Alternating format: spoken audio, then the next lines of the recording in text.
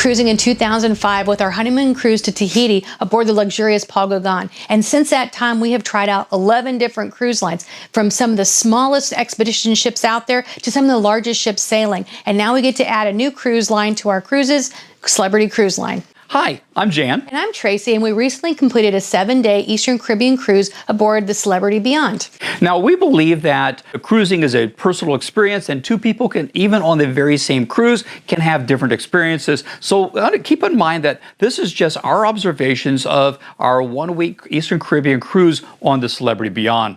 So we're going to be looking at specific categories, and then we're going to give you the top 3 things we loved about the Celebrity Beyond, and those 3 things that we thought Celebrity could have done a little bit better. And the categories we're going to be looking at are the ship, our cabin, the service, the food, the entertainment, and the opportunities for relaxation. But let's start out with Embarkation, because Embarkation at the Port of Miami was incredibly fast. In fact, from the time we got out of our Uber at the front of the terminal until we were on the ship, it was less than 15 minutes. In fact, we were boarded in 12 minutes. Yeah, it absolutely was a great start to our cruise. And what is nice is because we got onto the ship so quick, we had a lot of time to be able to wander around the ship until our cabin was ready. And let's just talk about this ship. I mean, it is such a beautiful ship. I think it is one of the prettiest ones I've seen. Yeah. Now, the Celebrity Beyond is the third in what they call the Edge classes on the fleet, and it is most recognizable by the magic carpet. That's that big orange thing that goes up and down. I think it's on the starboard side. Now, we were really impressed with not only that, but lots of the other design features of this ship, to include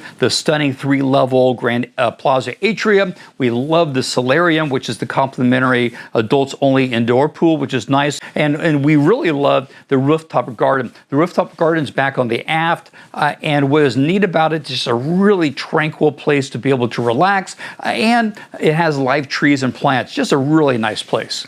So we also really loved the aft of the ship, which was a 3-story Eden venue, and it was just fantastic with the big windows and just nice seating all along it. The Celebrity Beyond also boasts a ship-in-a-ship concept, which is called the Retreat. However, we were not booked in that category, so we didn't get to visit it. Yeah, maybe next time. Now, on Embarkation Day, despite sailing, we were about over 100% plus capacity. We actually felt that the ship kind of felt spacious. At first, when we were on Embarkation Day, we could see lots of loungers by the pools and the solarium. We really felt that it was going to be a really relaxed, easy place to be able to find a seat. However, as the cruise progressed to the next day, which was a sea day, we find that a quest to be able to find a place to sit down really was difficult. On the sea days, the pool areas were absolutely crowded.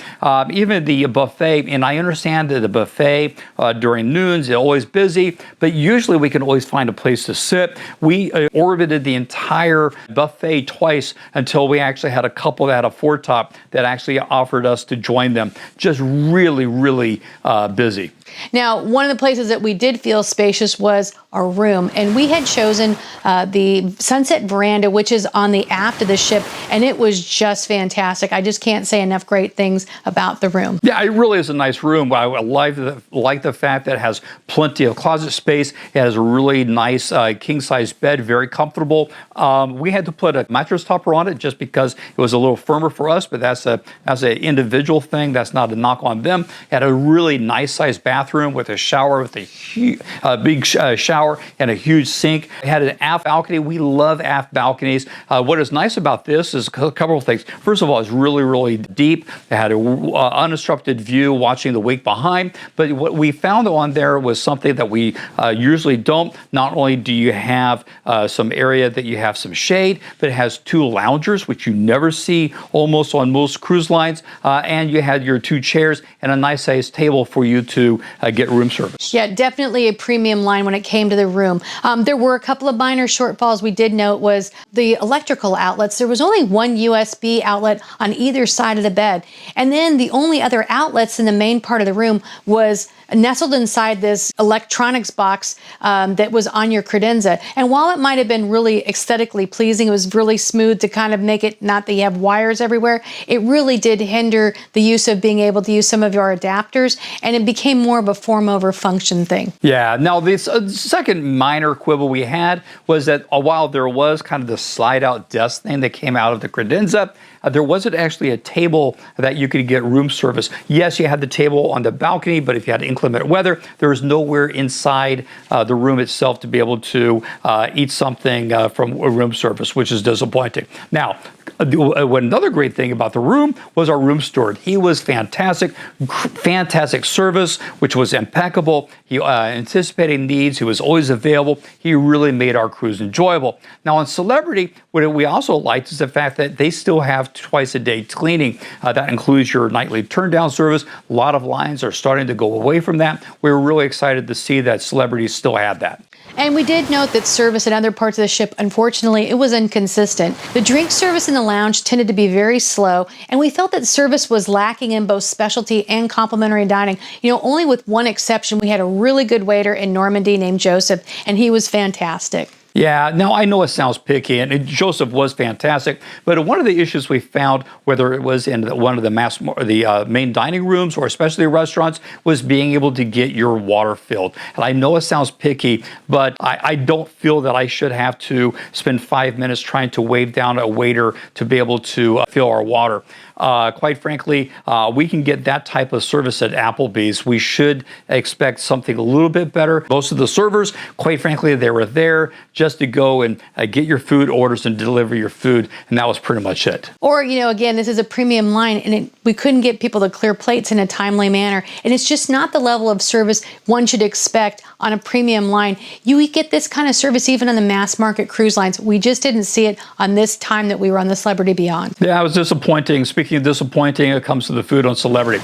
Now, Celebrity is considered the premium cruise line, and we had high hopes for the food. Unfortunately, the food just didn't rise to the occasion. We started seeing that on the first day of Embarkation. We went to the buffet. I had some barbecue, which was okay. I had pizza. You have a lot of different cruise lines that have fantastic pizza. I'll be honest, the pizza was kind of made me have flashbacks to when I was in middle school and what I got in the cafeteria. It wasn't very good. Tracy got the chef's special. You think it would be special, it was like a beef and broccoli thing, but the broccoli was actually wilted. It was just a really bad start to our cruise. Yeah, so Embarkation Day in the buffet, we thought that was just a one-off, and we thought things would get better with the more formal dining options, but for the most part, honestly, Celebrity did not deliver for us on this cruise. So they don't have like main dining rooms. They have 4 smaller areas that are themed options. So you had Normandy, which was your French. You had the Cosmopolitan, which was a global cuisine.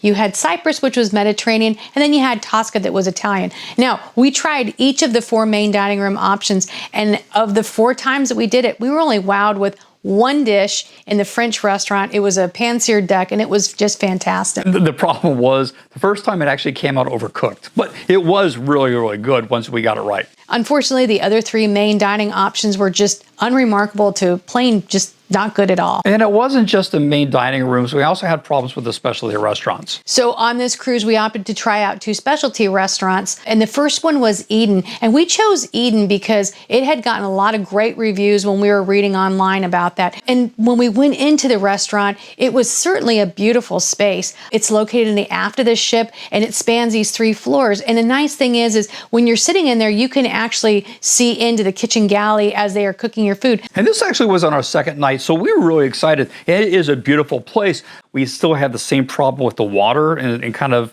non-attentive waiters. I ordered risotto, and the risotto was overcooked. You know, it's supposed to be al dente. It was not. It was almost mushy, almost like a rice porridge almost. And quite frankly, that's fine. I never expect that I'm going to have every one of my dishes going to be good fine. We have a rule that if we have something like that, we'll let the waiter know, not to complain, but just to be able to get feedback. He comes, he asks about the food. I told him it was overcooked, and that was that. The chef as well as the manager come by. They asked, is there an issue with the risotto? Fantastic, no problem with that. And once again, I told them it's supposed to be al dente. Okay, it was just overcooked, you know, just informing them. And everything is good until what they said. Quite frankly, what they said was insulting. They go, yes, we know that. That's how we cook it because we know that our customers don't know what al dente is. I'm their customer. The fact that they actually would improperly cook their food because they don't have the trust. All right, so I had the salmon. I'm really looking forward to salmon. They had a lot of good flavor, but here's the problem. Usually you have salmon that has like a little bit of give, where you basically kind of flaky. This was kind of a mush. With the exception of the Food Republic on Norwegian, it was the worst, most disappointing specialty restaurant we've had on any ship. Now, we did go to a second specialty dining option, and it did redeem itself, and that was the fine cut. The Celebrity Beyond Steakhouse fine cut was actually quite good. In fact, I think my filet mignon was just outstanding. And Jan said his steak was decent, although I think that the starters were a little bit underwhelming. It was a better food option than the Eden was. Overall, the food really surprised us. We really expected the food to be much, much better. And we did 10 cruises last year. And that includes multiple mass market ships, to include a cruise line that isn't really known for their food. And I'll tell you that the food that we had on the Celebrity Beyond on this one cruise was the worst of the 10. Now, fortunately, while the food overall was disappointing, we could not say more wonderful things about the onboard entertainment, which is some of the best we've ever had on a cruise ship. So yeah, we went to several shows, and I think my favorite show was called Stage Door. And basically this was an onstage crew talent performing with a live cast that's kind of piped in from someplace else. And it's cast on this huge LED screen, and it really did bring the show to life. It was really fantastic. Oh, it was great. But I'll tell you, I liked Elements. I really liked it. I love how they made the use of the LED screens. They had dancers, they had aerialists, and choreography. It was all just fantastic. So in addition to the production shows, our other entertainment that we did daily was a daily trivia. We had a great time doing that. And then Celebrity Beyond does have a variety of other entertainment options on board. So this includes the venue up in Eden. They had live music playing. They would have things going on in the central atrium all the time. And fortunately, when it comes to relaxation, fortunately, we had a really nice aft balcony, because once we go on especially like a sea day, quite frankly, as I said before, the pools were far too busy. Now, I will tell you, there was a great vibe. There was music and activities. It really was a hoppy place down there. The problem is there just isn't enough loungers. So finding one of really, quite frankly, unless you get up real early in the morning and become a chair hog, you're not going to get one, which is very disappointing. And then you look at the number of people that were in the pool and the hot tubs, really reminded us of kind of a lot of some of the mass market lines we've been on, and really didn't resemble at least our expectations of a Prima cruise line would be. So now let's look at those three things that we loved the most about our cruise on the Celebrity Beyond, and then we're going to tell you about the three things that we wish they would have done a little better. Now, we'll start with the things we wish they would have been a little bit better, and I think you know what I'm going to say. It's the food. It was really underwhelming, and while there were a couple dishes, I'll tell you that duck and Normandy, order it when you go there. It really is good, but overall, it was the worst food we had of the 10 cruises of the year.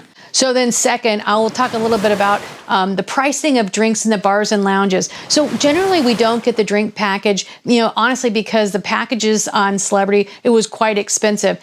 One thing we did kind of note was it was difficult to determine how much the cost of a drink would be. For example, we would go into a bar and they would have their signature drink menu, and they were found in the menu for that particular bar.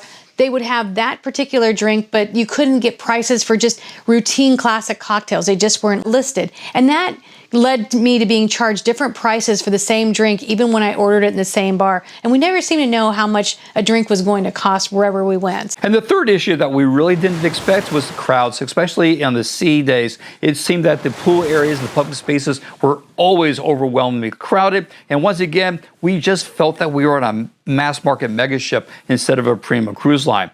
So those are our three things that we wish were better. What are our three ups, Tracy? Well, number one has to be the ship. It is a gorgeous ship. And while it was overcrowded, the public spaces I just thought were so pretty. Really sleek, modern designs. And then another thing I really liked was I loved our room. I just loved the layout of our room. It was just really nice. So you snuck one in there. I did. All right. I'll tell you, my biggest up, quite frankly, was the entertainment. Not only did the fact that the performers were amazing, they had a great use of the LEDs. I liked how the theater is set up. You're actually set much closer to the performance. He just gave you that immersive experience on the show. Again, some of the best entertainment we've had at sea. And I would say our last up was the Celebrity app. Really easy to use, and it allowed us to make reservations, look up activities, and plan events on our cruise. It's everything that you want in a cruise app. All right, so those are our 3 ups and our 3 downs. So what did we really think? Now, overall, I'm going to tell you, yeah, I hit the food pretty hard and the crowding. I'm going to tell you, we did enjoy our cruise. We had a great time. We met some very nice people in trivia. That's one of the things we love about cruising. So we've never had a cruise we didn't enjoy, and certainly we enjoyed this. But more than almost any other cruise, quite frankly, we felt there was much more of a wider gap between what we expected and what was delivered. And I'll admit that perhaps maybe we expected too much of this cruise. We had not been on Celebrity. We just kept on asking, ourselves, it's supposed to be a cruise line. What was premium about this cruise? It wasn't the food, which really wasn't good. It wasn't the service, which, with the exception of one waiter and our steward, was kind of mixed and wasn't that great. It wasn't the crowd management, because it was just as crowded as mass market ship. Quite frankly, I just didn't know what was premium about this line. Now, we do have another cruise on an older Celebrity ship coming up in the summer of 2026. We're going to be in the Mediterranean, so we're not ready to fully write off Celebrity at this point. It just might be possible that we were on a cruise that was a one-off, and Celebrity is usually much better. So we'll just have to wait and see. In fact, if this was a one-off, go and put that in the comments and give us a little bit of hope for next year. Now, in the meantime, go on to watch this video to continue with our adventure, and as always, keep on traveling.